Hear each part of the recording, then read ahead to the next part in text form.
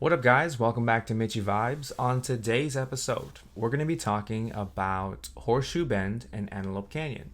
They are both conveniently located around Page, Arizona. They are amazing and they're beautiful for very different reasons. As you can see in some of these photos that I'll be showing you. Basically, for these hiking videos, guys, I want to make them short and sweet. Show you some pictures, maybe some videos, how I got those pictures, difficulty level, and just some tips and advice. And that's pretty much it, guys. That's pretty much it. For Horseshoe Bend, pretty self-explanatory. Difficulty level, distance-wise, it's a 1. It's 1.5 mile hike out and back, which means you're only hiking 3/4 of a mile to get there. You'll be taking a break, taking pictures, sitting, chilling, hanging out. Then you hike another 3/4 of a mile back. So it's really not that hard. So I'll give it a 1. Elevation change,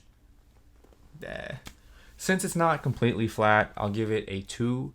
There's a 137-foot elevation change, so I'll give that one a 2. Terrain, which not only for me, terrain, what I'm going to do for this category is include like what you'll be walking on combined with the climate. I'll kind of put that on the 1 as far as difficulty level goes. So we went in the fall. It was very cool, and it is a dirt paved road or pathing, so it's very flat, very even though it's dirt. Give that a 1 as well. I can imagine that number going up if it was like 100 degrees, but because the hike is so short, at most I'd give that a 2. But for the purposes of what I experienced myself, I'll give that a 1. So in total, difficulty level would be like a 1.3. Super easy, guys. Short, sweet, very easy, very flat for the most part. Pictures. All right. So I use a wide angle lens for these, and the best place for pictures, in my opinion, are to the right of the viewing area. So once you get to Horseshoe Bend, you'll see a fenced off area, and that area is there for your safety. It's there to keep you safe. But the best pictures I found were kind of outside that area, kind of in the danger zone, right? Where there is no fence, there's nothing holding you back. That is to the right. All right, because as you can see, like if this is Horseshoe Bend, the viewing stage area is kind of like right here, right? So when you hike to the right of it, you're more centered. So that way it gives you kind of a more even view of the bend for some nice pictures. 2 things to watch out for. 1, obviously being the cliff. Falling is the number 1 cause of death for hikers. So be aware of that. Don't be dumb. And don't be a statistic, you know what I'm saying? The second thing, which kind of relates to the cliff, is the wind. I did not expect the wind to pick up as hard as it did. I was watching not just me and my group, but like everyone else around, all the other tourists around there. Everyone was being like falling, tripping, and it's dangerous if you are closer to the cliff. So keep that in mind. Cover up, bring like a scarf or some sunglasses, and you'll be good. Besides that, it's $10 for parking, and you can enjoy this amazing view. I highly suggest you come back in the afternoon for some sunset pictures. As you can see, the colors do change, and it does give a different vibe to it. Nice romantic little evening if you bring some food or some snacks and just go hang out for the sunset. I highly recommend. Second hike, guys. See, that was short, right? That was short and sweet. Second hike is going to be Antelope Canyon. Antelope Canyon is, it's the bee's knees, guys. It's the bee's knees. It is amazing. And obviously for a very different reason, right? Horseshoe Bend was very epic, very grand, very big. Makes you feel small kind of thing, right? Antelope Canyon was very intimate. Beautiful in a very quaint and cute kind of way, I guess, so to speak. It's just different. It hits different. And to be honest, these are the types of vibes that I look for when I'm going out and hiking. One important thing before we get started is you have to book a tour through a guide service to go to Antelope Canyon. The government and the local Native American tribe had to step in to babysit our asses because we just can't take care of it. We're stupid. We're dumb. We're irresponsible. And so, that's something that I don't think people are aware of. I wasn't aware that we had to book a tour service until we got there. So make sure you plan for that. Some of it is online. What we did is we actually booked it with Antelope Canyon Navajo Tours. Highly recommend these guys. These guys are amazing. We ended up going in the morning, bringing cash, $50 cash per person, and booking a tour for the afternoon. And we found that was the best way to do it. Those prices could go up during the summer. Like I said, we went during the fall, so I think prices were kind of low all around. Anyways, just keep in mind you do have to book a service. Okay. Difficulty wise, it's straight up a 1, guys. I can't even. I don't.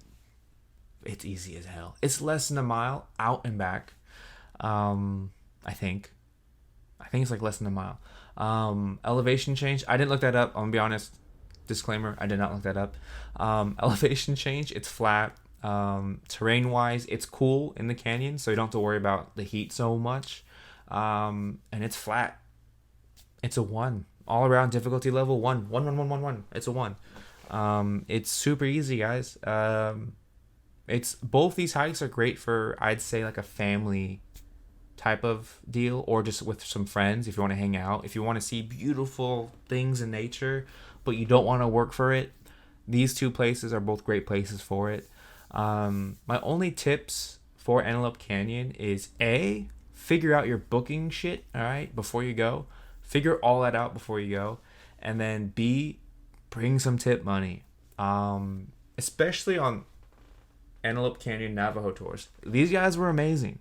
These guys, on top of knowing, the history of the canyon, which is sad, the knowledge of the canyon itself, and where the picture, places are. They'll tell you where to stand, what angle to, where to look, what angle to use.